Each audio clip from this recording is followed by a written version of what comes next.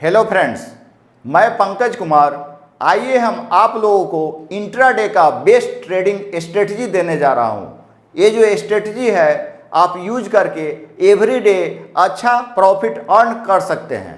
इस स्ट्रेटजी का हम यूज शॉर्ट सेलिंग में भी कर सकते हैं, इसका हम स्टॉक में भी यूज कर सकते हैं, इवन ऑप्शन ट्रेडिंग में भी इसका हम यूज कर सकते हैं। आइए हम देखते हैं। इसके लिए सबसे पहले हम कौन कौन सा स्टेप्स लेंगे, कौन सा टाइम फ्रेम लगाते हैं, क्या क्या यूज करें, वो हम देखते हैं। यह जो स्ट्रेटजी है 90% एवं वर्क करता है। अगर मार्केट मेरा ट्रेंडिंग है, दैट मीन्स अगर अप ट्रेंड में है, डाउन ट्रेंड में है, तो भी ये स्ट्रेटजी बहुत अच्छा काम करता है। तो आइए हम देखते हैं। सबसे पहले हम स्टेप्स लिखेंगे। तो ये स्टेप्स हम लिख रहे हैं। पहला काम हम सबसे पहले ट्रेडिंग में क्या करते हैं, सबसे पहला स्टेप है टाइम फ्रेम सेट करना बहुत जरूरी है। एक राइट टाइम फ्रेम सेट करेंगे। तो ये जो स्ट्रेटजी है आपका, टाइम फ्रेम हम 5 मिनट भी सेट कर सकते हैं या 15 मिनट भी सेट कर सकते हैं, दोनों में बढ़िया काम करता है। सेकंड क्या करना है, हमको इंडिकेटर लगाना है। तो पहला जो इंडिकेटर लगाएंगे हम वॉल्यूम लगाएंगे, वॉल्यूम इंडिकेटर। वॉल्यूम क्या होता है, अगर हमने एक शेयर किसी से खरीदा और एक शेयर बेचा तो वॉल्यूम क्या होता है, 1 होता है। तो जितना ज्यादा किसी स्टॉक में वॉल्यूम होगा वह ट्रेड के लिए उतना अच्छा होगा। तीसरा हम यूज कर रहे हैं इंडिकेटर का RSI, इसको बोलते हैं रिलेटिव स्ट्रेंथ इंडेक्स। ये स्ट्रेंथ बताता है, रिलेटिव स्ट्रेंथ इंडेक्स। इसका जो सेटिंग है बाय डिफॉल्ट सेटिंग नहीं रखना है, उसको चेंज करना है। सेटिंग हम इसका रखना है, चेंज करना है। 80 करना है अपर लिमिट, 50 करना है मिड लिमिट, एज यूजुअल ही रहेगा। ये 20 रखना है।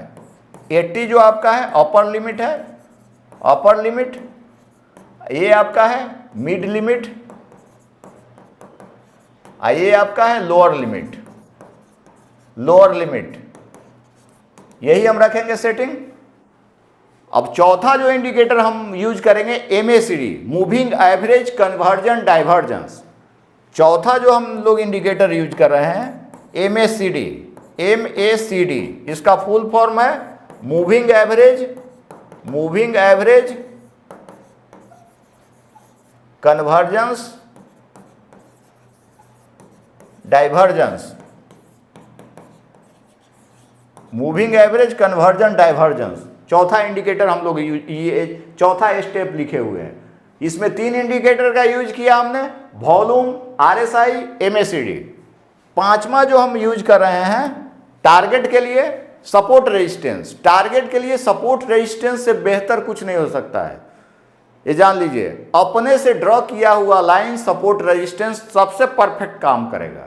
ऐसे हम जरूरत होता है तो पाइवोट का भी यूज करते हैं या फिबोनाची का भी यूज कर लेते हैं। वो सारा हम अलग से वीडियो बनाए हैं और आगे भी बनाएंगे।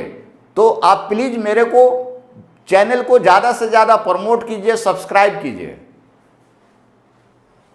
पांचवा स्टेप हम सपोर्ट रेजिस्टेंस लिखे हैं, सपोर्ट एंड रेजिस्टेंस। और छठा क्या करना है, आपको SL का यूज करना है। बिना स्टॉप लॉस लगाए हम लोग ट्रेड नहीं लेंगे। SL और ट्रेलिंग स्टॉप लॉस का यूज करना ही करना है। छठा आपका stop loss and trailing stop loss. SL trial करना भी हमको जरूरी है। मैक्सिमम प्रॉफिट कर लेने के लिए हमको SL ट्रायल करना मस्ट है। तभी हमको एग्जैक्ट, कोई नहीं जानता है दुनिया का आदमी कि कहां तक प्राइस ऊपर जा सकता है। हो सकता है सर्किट भी लग जाए, सर्किट भी ब्रेक होता है। तो इसलिए हमको मैक्सिमम प्रॉफिट गेन करने के लिए स्टॉक में SL को ट्रायल करना है, ट्रेलिंग स्टॉप लॉस। तो ये सारे चीज का हमने यूज किया है। टाइम फ्रेम रखे हैं 5-15 मिनट, वॉल्यूम का यूज किए हैं, वॉल्यूम का जो सेटिंग है बाय डिफॉल्ट रखे हैं। बाय डिफॉल्ट का क्या मतलब है, कोई चेंज इसमें नहीं किए हैं सेटिंग में। तीसरा इंडिकेटर हमने RSI रिलेटिव स्ट्रेंथ इंडेक्स रखा है, जिसमें अपर लिमिट 80, एज यूजुअल 50 और 20 चेंज किए हैं। चौथा indicator moving average conversion divergence का यूज किए हैं। सपोर्ट रेजिस्टेंस टारगेट के लिए लगाए हैं और सपोर्ट स्टॉप लॉस और ट्रेलिंग स्टॉप लॉस का यूज किए हुए हैं। अब आइए यहाँ हमने इंडिकेटर यूज किया है MACD और RSI। तो हमको बाय सेल कहाँ करना है वो देखते हैं। तो जब आपका MACD इंडिकेटर MACD का 2 लाइन है, तो हमको क्या करना है, जब मान लीजिए कि ये एक व्हाइट लाइन है, नीचे से ऊपर की तरफ क्रॉस हो रहा है, ये लाइन आपका ग्रीन लाइन है, तो ये एक लाइन आपका ग्रीन लाइन है, व्हाइट लाइन ऊपर की तरफ है ना, एक लाइन। तो हमको क्या करना है, बाई करना है, यहाँ बाई साइड में ट्रेड लेना है।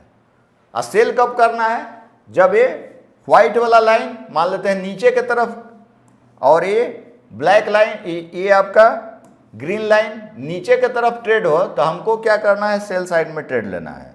तो हमको सेल साइड में ट्रेड लेना है। MACD में 2 लाइन होता है ना। तो छोटा वाला जो लाइन है MACD का, तो वो अगर नीचे से ऊपर की तरफ सिग्नल दे तो बाई करना है, और ऊपर से नीचे की तरफ सिग्नल दे तो हमको सेल साइड में ट्रेड लेना है। और RSI का वैल्यू कहाँ रखेंगे हम, बाई सेल कहाँ रखेंगे।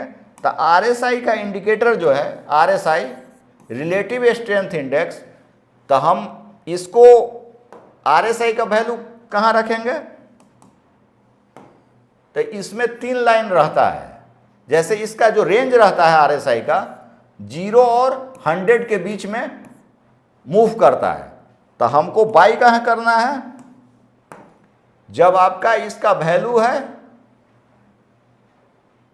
80, ये 50 का लाइन है, ये 50 का लाइन है, ये एक 20 का लाइन है, ये मान लेते हैं 20 का लाइन है। तो इसके बीच में अगर है तो हमको बाई करना है, और इसके बीच में अगर है तो हमको सेल साइड में ट्रेड लेना है। अगर 80 और 50 के बीच में है, RSI का value is greater than 50 and less than 80, तो हमको क्या करना है, बाई साइड में ट्रेड लेना है। RSI का वैल्यू जब 50 से ज़्यादा 80 से कम तो बाई लेना है। सेकेंड नंबर पे अगर RSI का वैल्यू जो है 20 से ज़्यादा और 50 से कम तो हमको सेल साइड में ट्रेड लेना है। कभी भी ओवरबाउट ओवरसोल्ड जोन में हम ट्रेड नहीं लेंगे। ये जो सेल हो गया ओवरबाउट हो गया, ओवरबाउट आइए ओवरसोल्ड हो गया, ओवरसोल्ड। तो कभी भी हमको एंट्री जो है ओवरबाउट ओवरसोल्ड में नहीं लेंगे। बाई कब करना है, 80-50 के बीच में बाई और 20-50 के बीच में सेल करना है। MACD का लाइन इस तरह से क्रॉस ओवर करेगा 2 लाइन, तो हम एंट्री करेंगे बाई और सेल साइड में। आइए हम इसको चार्ट में देखते हैं लगा करके, और बैक टेस्ट करके हम आप लोग को दिखाते हैं। अब देखिए हम यहाँ पे टाइम फ्रेम 15 मिनट का यूज किए हुए हैं। RSI का जो वैल्यू है सेटअप है यहाँ पर, RSI का देखिए 80-50-20 हम लोग सेटिंग रखे हैं। तो ये जो अभी लाइन है ये 80 के ऊपर है तो ओवरबाउट है, और 20 के नीचे है ओवरसोल्ड है। तो हमको बाई कहाँ करना है, आइए क्रॉस ओवर जहाँ हो रहा है, MACD का लाइन जहाँ क्रॉस ओवर है वहाँ पे हमको ध्यान देना है। तो आइए हम देखते हैं, ये आपका SBI का चार्ट है।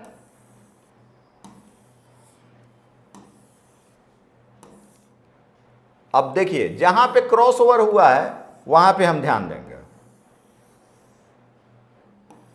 और वहां पे देखना है सामने कैंडल स्टिक भी देखना है कि कौन सा कैंडल बना हुआ है, बुलिश या बेरिश, साथ में वो भी हमको ध्यान में रखना है।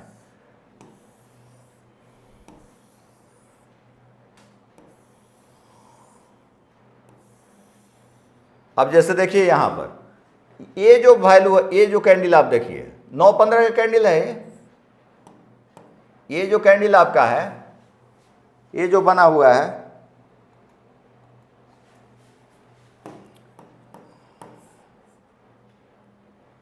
यहां पे देखिए RSI 915 का कैंडल है, यहां पे नीचे की तरफ प्राइस आया है, इसको हम थोड़ा नीचे कर दिए हैं। तो हमको ट्रेड कहां लेना है, तो ट्रेड हमको लेना है,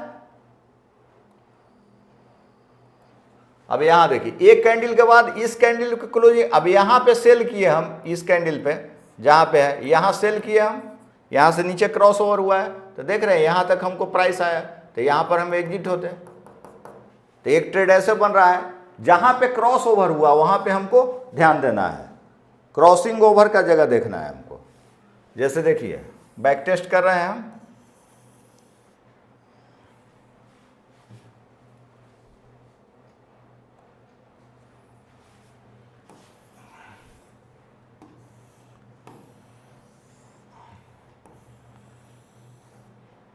देखिए यहां भी सेल साइड में ट्रेड बन रहा है, यहां देख रहे हैं इस कैंडल पर 915 का कैंडल है। अब यहां RSI का वैल्यू देखिए, यहां RSI का वैल्यू कितना है, 37 है, 37 वैल्यू है। तो इस कैंडल पे हम क्या करते हैं, सेल साइड में लिए हैं, तो यहां तक प्राइस आया है, हमको क्रॉस ओवर के पास ध्यान देना है।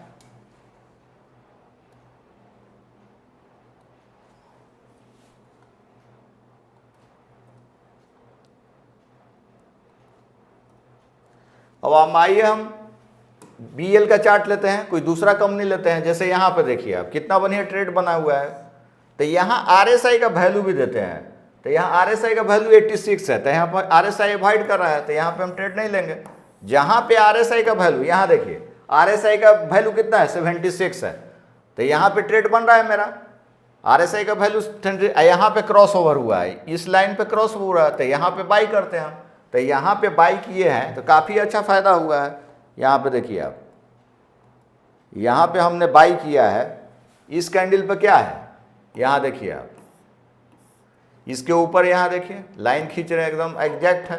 तो यहाँ पे हम क्या करेंगे, बाई साइड में ट्रेड लिए और फिर सपोर्ट रेजिस्टेंस का यूज करके हम एग्जिट करेंगे। यहाँ पे हम टारगेट के लिए कभी भी सपोर्ट का यूज करेंगे, सपोर्ट रेजिस्टेंस का। तो हम आपको सपोर्ट रेजिस्टेंस लाइन ड्रॉ करना बताए हैं, पीछे देख के अगला लाइन ड्रॉ करते हैं कि पीछे प्राइस कहाँ तक गया है, तो उससे ड्रॉ करेंगे हम लोग। तो यहाँ तक देखिए, यहाँ तक प्रॉफिट हम लोग बुक करते हैं। तो यहाँ से देख रहे हैं ये भी MACD का स्ट्रेंथ भी बता रहा है, तो इस तरह से हमको पता चल रहा है। तो इस तरह से हम ट्रेड ले सकते हैं। आइए हम आगे देखते हैं, कोई और देखते हैं। तो इसी में देख रहे हैं, देखिए अब यहाँ देखिए, तो यहाँ पर बना है लेकिन एक ही कैंडल ऊपर गया, तो यहाँ बाई करते थे, यहाँ तक आया है।